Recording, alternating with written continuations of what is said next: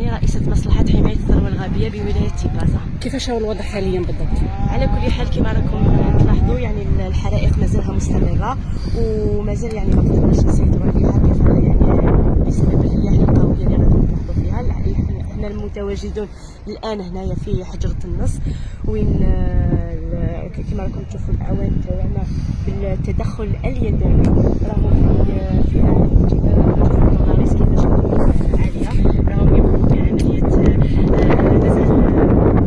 الحشائش باستعمال المنشار، وذلك يعني الهدف تاعهم اولا يقضيو على هذوك اللي فيمرو اللي راهم مشعورين، وثانيا انهم يديروا دي تخونشي ولا خنادق ضد النار باش يمنعوا انتشارها من جهه الى جهه اخرى.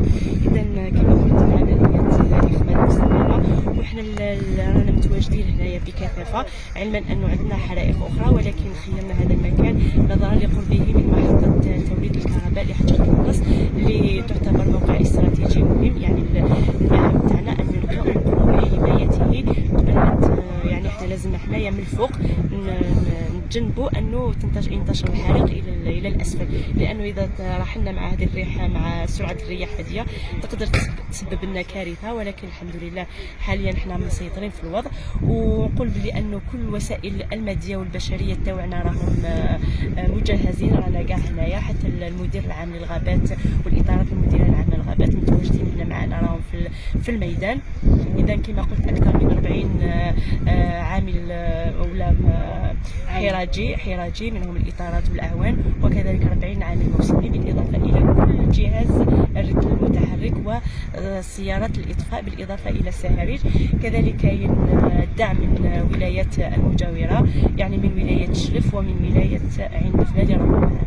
مستوى الخطوره حاليا على كل حال حاليا نقدر نقول انها مستقره. كما راكم تشوفوا الرياح ما راهيش شديده جدا، ولكن حنايا اذا كان هناك رياح يعني الخطوره تزيد. حنا الهاجس تاعنا هو الرياح، لانه بهذه الرياح يعني في فتره وجيزه وفتره قياسيه تقدر تنطلق النيران يعني بسرعه رهيبه، يعني ما تتصورهاش العقل، ولكن لحد الساعه يعني راهي الاحوال مستقره، ما تشكلش خوف كبير. تقييم اولي شحال ممكن نكونوا خسرنا من هكتار؟ على كل حال يعني يكونوا خسائر كبيره، ما نقدرش نقول لكم العدد، ولكن مساحه غطاء نباتي كبير اللي راح، خاصه من الجهه الغربيه للولايه وجهه غابه التنويريه. غطاء نباتي جميل كثافه وصوره وجمالا، بالاضافه الى انه كاين وسائل ماديه كذلك اللي تحرقوا. ولكن حنا كما قلت حنا عندنا اولويات. الاولويه هي انه نسلكوا الارواح البشريه، والحمد لله بفضل اجلاء المواطنين ليله الامس في كل تفادينا الكارثه انه يكون هناك خسائر بشريه.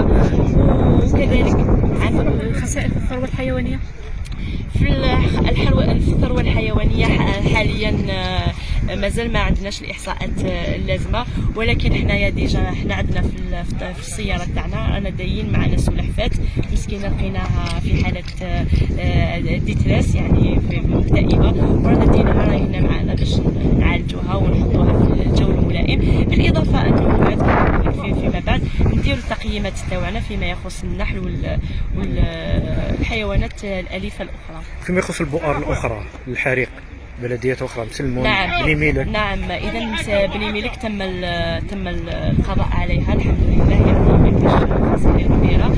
بالاضافه انه كذلك كان هناك حريق البارح في سيدي غيلاس، كذلك قدرنا نتحكموا فيه. عندنا حريق بخليجه اللي في الرهاد اللي قدرنا نتحكموا فيه حتى 95%، ولكن للاسف كما نقول دائما العدو تاعنا الريح يقدر يعاود يولي، مازال مستمر ولكن لا يشكل خطوره.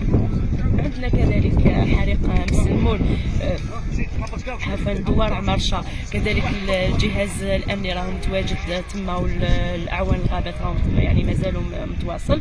وعندنا حريق حجره النص اللي رانا متواجدين فيه اللي مازالوا متواصل كذلك.